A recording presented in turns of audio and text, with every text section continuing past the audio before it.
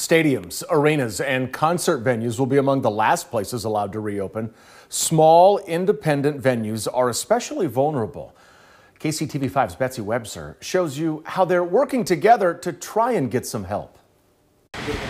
Liberty Hall has been offering live entertainment in Lawrence for more than a century. It was most recently rehabbed in 1986. So it's a bit sad to see the seats and stage sitting empty. It affects more people than you might realize. Everybody from the bartenders and the door staff and the stagehands and the sound guys and the lighting directors and the hospitality people, and that's just locally.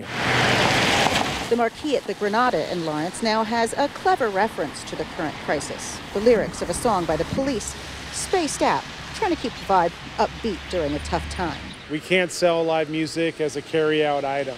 You know, you have to experience a live show. That's Mike Logan, the co-owner of the Granada and Bottleneck, a fixture for live music since 1985.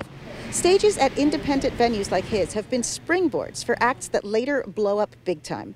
But it's not just a music thing. When people travel to hit a show, they bring other business with them. You might get an Airbnb or a hotel. You'll go out to dinner. They may get breakfast or brunch the next morning, gas on the way out of town. The Bottleneck here, the Granada, Liberty Hall, and some of those key promoters like Mammoth Entertainment joined others across the nation to create what they call the National Independent Venue Association. When it started 3 weeks ago, there were 450 members. There are now more than 1,300 across all 50 states and the District of Columbia.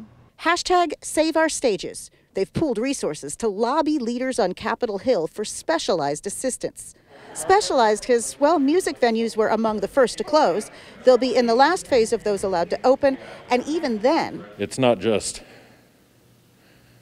a local ordinance that says, okay, you guys can have concerts again, yay. Because getting most shows to stage involves a national schedule. Jackie Becker works for Mammoth, which books bands at dozens of venues in Lawrence and Kansas City. They plan a 36 to 75-day tour, and suddenly all those dots are moved because, well, this one venue on this day can't play, but they can play this day, and so you really have to put all the pieces together. All say few are pumped to book until 2021 because so much is uncertain.